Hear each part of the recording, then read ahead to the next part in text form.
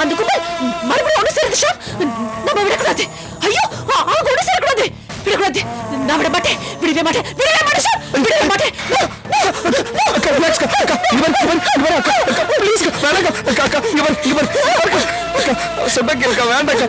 அந்த கும்பல வேண்டாம். அந்த கும்பலோட சவகாசமும் வேண்டாம். நீ நல்லா இருக்கணும்க்கா. எனக்கு அதாக்கா வேணும். எனக்கு வேற யாருக்கா இருக்கா? நீ இல்லைன்னா நான் அனாதக்கா. அந்த சாந்தி அவளாலதான் இந்த அபிராமி அமரப்பட்டா. விட மாட்டேன். நான் யாரையும் விட மாட்டேன். ஒரு சில விட மாட்டேன் ஷாப். விட மாட்டேன். இந்த அபிராமி விட மாட்டா. விட மாட்டேன். இல்லக்கா இல்ல.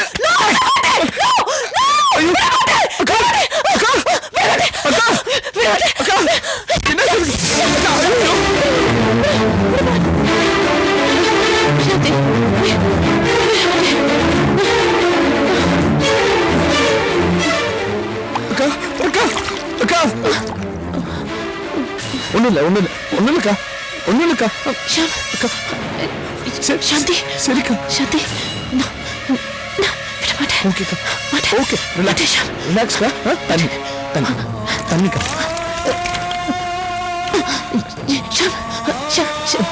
சாந்தி அக்கா ஓகே ரிலாக்ஸ் அக்கா ப்ளீஸ்க்கா.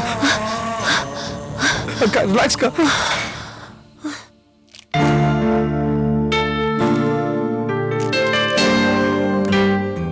அர்ஜுன் தம்பியை பார்க்கணும். என்ன விஷயம்? அவசரமா அவர்கிட்ட பேசணும். அங்க இருக்காரு, போய் பாருங்க. அர்ஜுன், இந்த அபிராமியோட டிரைவர் வந்துட்டு இருக்கான் பாரு. அபிராமி டிரைவரா? இப்ப ஏன் இங்க வரா? இந்த பாரு மாணிக்கம், இப்ப வேணா அவன் அபிராமி கிட்ட டிரைவரா வேலை செஞ்சுட்டு இருக்கலாம். ஆனா அவன் நம்ம மேல நல்ல மரியாதை வச்சிருக்கான். வரட்டும், என்னன்னு கேட்போம். வணக்கம் தம்பி. வாங்கண்ணே. என்ன விஷயம்? இப்ப நான் வரும்போதே பயந்துட்டு தான் வர்றேன். என்னாச்சு? நேத்துக்கு அந்த அம்மா வெளியே வந்து ஆடிட்டாங்க. என்னன்னு தெரியுமா? அந்த அபிராமி ஆடுறதுக்கு காரணமா வேணும் தம்பி. அது இல்லைங்க, நம்ம மதன் ஐயாவுக்கும் ரோகிணி அம்மாவுக்கும் ரெஜிஸ்டர் ஆபீஸ்ல கல்யாணம் ஆச்சுல, அது தெரிஞ்சதும் ஆத்திரத்துல அந்த அம்மா பேய் பிடிச்ச மாதிரி ஆடிட்டாங்க. அதை பார்த்ததும் நானே பயந்துட்டேங்க. அந்த அம்மா கத்தி கத்தி கூச்சல் போட்டு மயக்கம் போட்டு விழுந்துட்டாங்க. அதை பார்த்து அவங்க தம்பியே பயந்துட்டாரு. நீங்கெல்லாம் ஜாக்கிரதையா இருங்க தம்பி. நான் அபிராமி வீட்டுல டிரைவரா இருந்தாலும் ஆர்கே வீட்டுல சாப்பிட்டு வாழ்ந்தவன். அவங்க குடும்பத்தில் உள்ளவங்களுக்கு எந்த தொந்தரவும் வரக்கூடாதுங்கிறதுனாலதான் இந்த தகவலை உங்ககிட்ட சொல்றேன். ரொம்ப நன்றிண்ணே. டைம் கிடைக்கும் போதெல்லாம் இந்த மாதிரி தகவல் கிடைச்சா கொஞ்சம் என்கிட்ட வந்து சொல்லுங்க. சரி தம்பி, நான் வர்றேன். அண்ணா ஒரு நிமிஷம். மாமா கடைசியா வீட்டுக்கு வந்தப்போ நீங்க அங்கதானே இருந்தீங்க? ஆமா தம்பி. அங்க கரெக்டா என்ன நடந்துச்சுன்னு உங்களால கொஞ்சம் சொல்ல முடியுமா? ஐயா வந்தாரு. அபிராமி அம்மாவும் ஷாமும் பேசிக்கிட்டு இருந்தாங்க. அதை கேட்டதும் மனசு உடைஞ்சி ஐயா வெளியில போயிட்டாரு. அவர் எங்க போனாருன்னு எனக்கு தெரியாது. சரிண்ணே, அப்ப நீங்க கிளம்புங்க. எதுக்கும் நீங்க அந்த அபிராமி அம்மா விஷயத்துல கொஞ்சம் ஜாக்கிரதையா இருங்க தம்பி. நான் வரேன் தம்பி.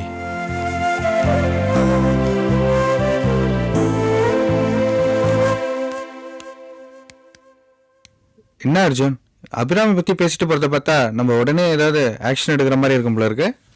ஆமா அர்ஜுன், மாணிக்கம் சொல்றதும் கரெக்ட் தான். நம்ம கொஞ்சம் கேர்ஃபுல்லா இருப்போம். அந்த அபிராமி சும்மாவே வெறி பிடிச்சவ. இதுல அவ வெறி அதிகமாச்சுன்னா அவ எந்த ஸ்டேஜுக்கு வேணாலும் போவா. நம்ம உடனே சாந்திகா கிட்ட பேசி ஒரு நல்ல முடிவை எடுப்போம். எஸ், சாந்தி கிட்ட பேசுறது தான் கரெக்ட்.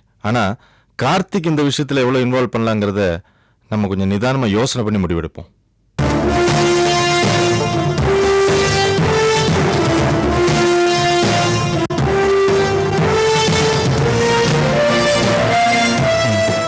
ஓகே பாலாஜி, நீங்க சொல்றபடியே செய்வோம்.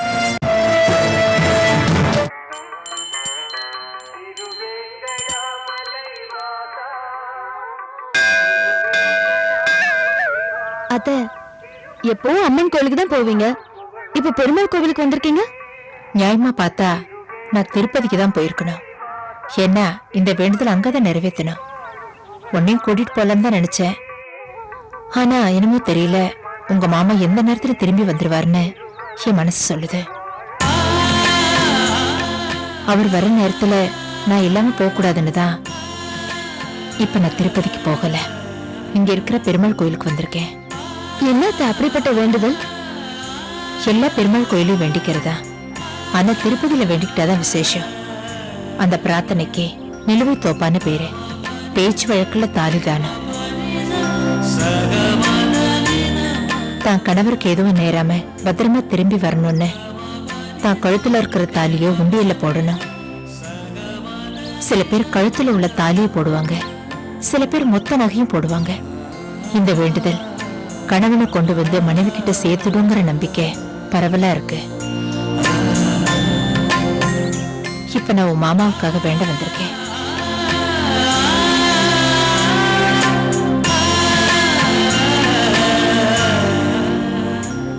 பெருமாளே, இது அவர் கட்டின தாலி. இதையே நான் காணிக்கையா போடுறேன். என் கணவரை என்கிட்ட நல்லபடியா சீக்கிரமா சேர்த்து வை.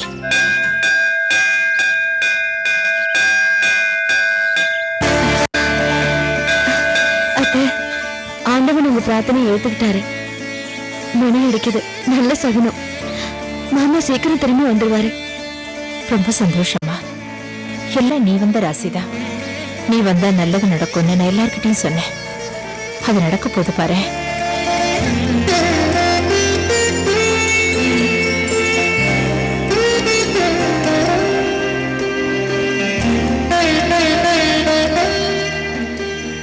இந்த பிரார்த்தனை என் புருஷனை என்கிட்ட கொண்டு வந்து சேர்க்கணும்னு மட்டும் இல்ல, நீயும் உன் புருஷனோட சேரணும்னு வேண்டிக்கிட்டு தான் இந்த பிரார்த்தனை பண்றேன்.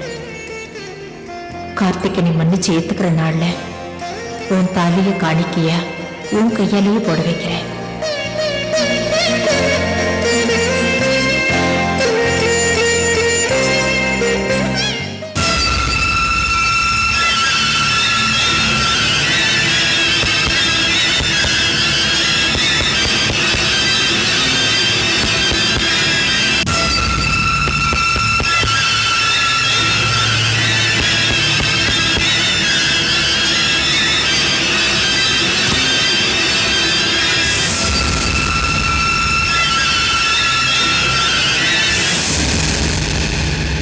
யாருமா நீ? என்ன வேணும் உனக்கு? எங்க சீனிவாச ஐயா இல்லையா? இல்லையே, அவர் வெளியே போயிருக்காரு.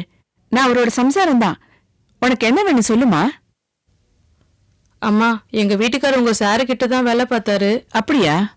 ஆமாம்மா. இப்ப எதுக்கு வந்திருக்க? மூர்த்தின்னு ஒருத்தர் இறந்து போயிட்டாரு இல்லம்மா? ஆமா, ஏதோ ஆக்சிடென்ட்ல. அது ஆக்சிடென்ட் இல்லம்மா.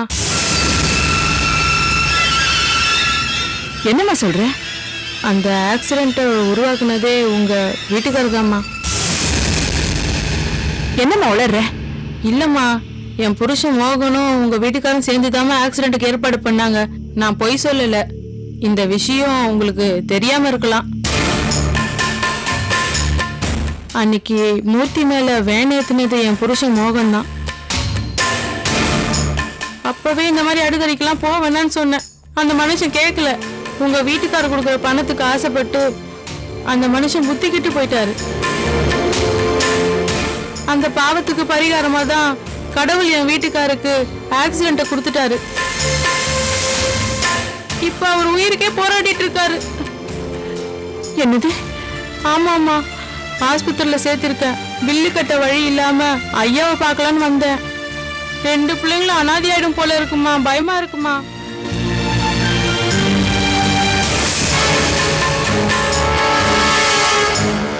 எந்த ஆஸ்பத்திரி? ஏகே ஆஸ்பத்திரிமா. சரி சரி, இங்க எதுவும் பேசாத. நான் ஆஸ்பத்திரிக்கு பணத்தோட வரேன். ரொம்ப புண்ணியமா போகுமா. சீக்கிரம் வாங்கம்மா. நான் வரேன், நீ போ போ. வருவீங்க இல்லம்மா? வரேன் சொல்றேன்ல, போ.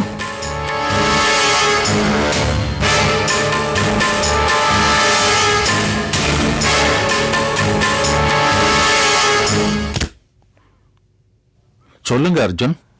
அபிராமியோட அப்பா ஜம்போட பழைய நண்பர் மூர்த்தி சாகடிக்கப்பட்டார் இல்லையா? ஆமா, கேள்விப்பட்டேன். அவர் ஹாஸ்பிட்டலில் சாகிறப்போ சொன்ன விஷயத்த கார்த்திக் கேள்விப்பட்டப்புறம் தான் குடும்பத்தில் இவ்வளோ குழப்பமோ. குடும்பமே சிதறி சின்ன பின்னமாயிருச்சு. மூர்த்தி உண்மையை சொல்ல முடிவு பண்ணப்புறம் தான் அவர் கொல்ல அந்த விபத்து நடந்திருக்கு. எப்படி சொல்றீங்க சார், மூர்த்தி இறக்கும் போது ஸ்ரீனிவாசன் தான் இதுக்கெல்லாம் காரணம்னு சொல்லிட்டே இருந்தார். எனக்கு இன்னும் ரொம்ப பயமா இருக்கு சார். என்ன பயம்? மூர்த்தியோட சாவுக்கு பின்னாடி ஸ்ரீனிவாசனோட பிளான் இருக்குங்கிற ஒரு டவுட்டு தான் நீங்க என்ன சொல்ல வர்றீங்க? சார்.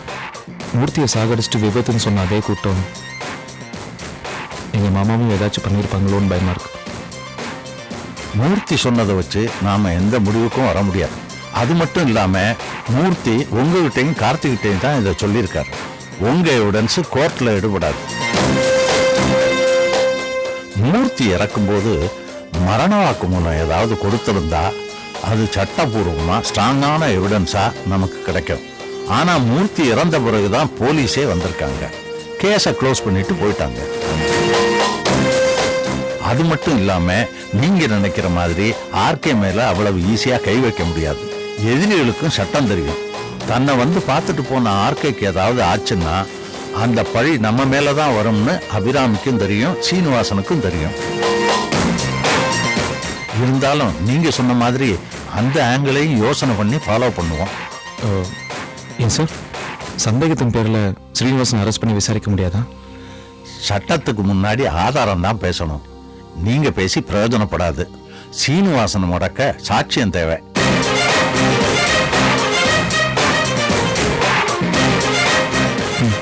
சரி சார், அப்போ நான் கிளம்புறேன். அடிக்கடி வந்து உங்களை இப்படி தொந்தரவு பண்ணுறதுக்கு நான் நினைக்கிறேன். நல்லவங்களுக்கு உதவுறத நான் எப்பவுமே தொந்தரவா நினைச்சதில்லை. Thank you sir. நல்லது, நான் கிளம்புறேன். வாங்க.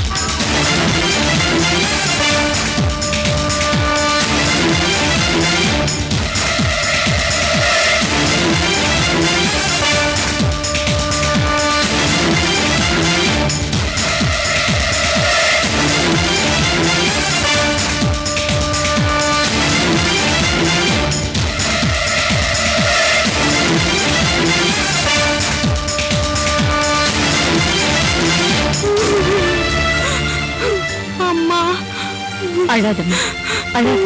நான் இருக்கேன்ல, அழாத.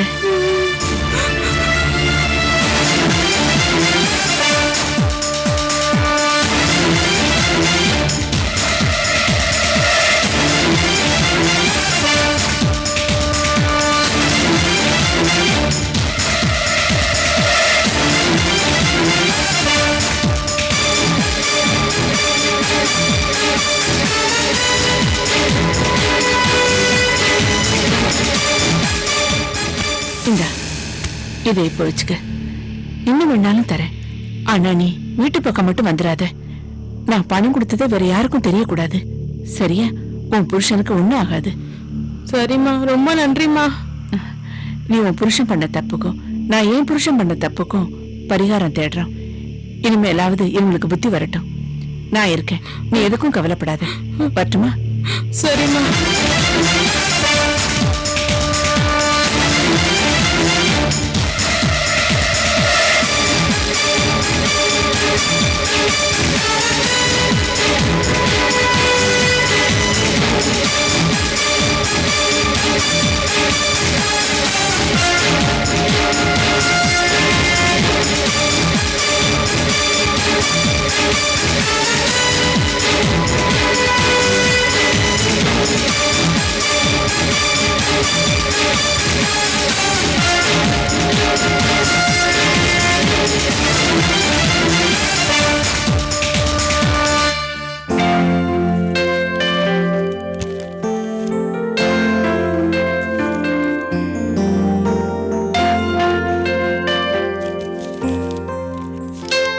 அக்கா, நீ எனக்கும் ரம்யாக்கும் சொத்து பிரிச்சு கொடுத்ததுனால ஸ்ரீனிவாசன் ரொம்ப கோவமா இருக்காராம. அந்த ஆள் கோவப்பட்டு என்ன பண்ண போறாரு? அக்கா, ஆர்கே மாதிரி இல்ல ஸ்ரீனிவாசன், கொஞ்சம் ஜாகிரதையா இரு.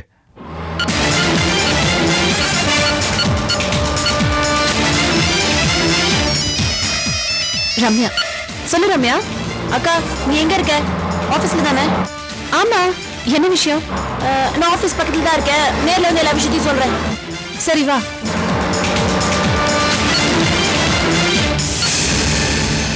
என்ன? ரம்யா ரொம்ப டென்ஸ்டா பேசுறா.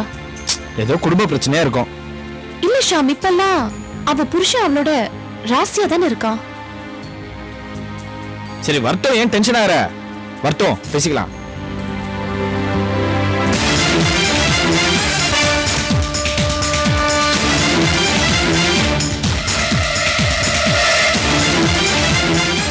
வா ரம்யா, ஏன் இவ்வளவு பதட்டமா வர? அக்கா ஒரு முக்கியமான விஷயம். மூர்த்திய ஆளை வச்சு அடிச்சு போட்டது என் மாமனார் ஸ்ரீனிவாசன் உங்ககிட்ட இருக்குமே சொன்னல. ஆமா, அதுக்கு என்ன இப்ப? அவரை லாரில அடிச்சு போட்டவன் பேரு மோகன்.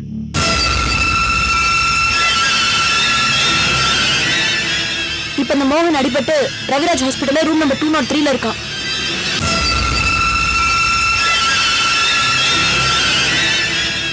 உனக்கு எப்படி தெரியும்? ஹாஸ்பிட்டல்ல இருக்கிற அந்த மோகனோட வைஃப் இன்னைக்கு என் மாமியார் பார்க்கறதுக்காக வீட்டுக்கு வந்திருந்தாங்க. ஹாஸ்பிட்டல் செலவுக்காக பணம் கேட்டு.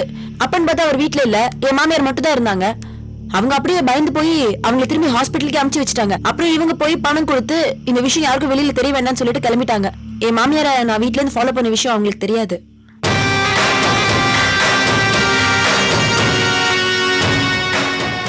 சபாஷ் ரம்யா, சரியான நேரத்துல ஒரு முக்கியமான விஷயத்த சொல்லிருக்கேன். என்னக்கா சொல்ற நீ? ஸ்ரீனிவாசன் கிட்ட ஜாக்கிரதையா இருக்கான்னு சொன்னல. ஆமா. இப்ப ஜாக்கிரதையா இருக்க வேண்டியது அந்த ஸ்ரீனிவாசன் தான். ரம்யா, எப்ப நீ அந்த வீட்ல இருந்து நானும் கந்து வெட்டிக்காரன்னு பேசுற போட்டோவை எடுத்துட்டு வந்து காமிச்சியோ, அண்ணன்ல இருந்து எனக்கு அந்த ஸ்ரீனிவாசன் மேல டவுட். எங்க அந்த ஆளு என்ன பிளாக்மெயில் பண்ண ட்ரை பண்றாருன்னு நினைச்சேன். ஆனா இப்போ அவரை மடக்கிறதுக்கான ஆதாரம் நம்ம கையில சிக்கிடுச்சு. என்னக்கா சொல்ற? நம்ம உடனே கிளம்புறோன்ற. எங்க? கேள்வி கேட்காத, என் கூட வா. ரம்யா, இத பாரு, இந்த விஷயத்த நீ யார்கிட்ட சொல்லாத. உன் புருஷன் கிட்ட கூட சொல்லக்கூடாது. என்ன? நீ வீட்டு கிளம்பு. வா ஷாம்.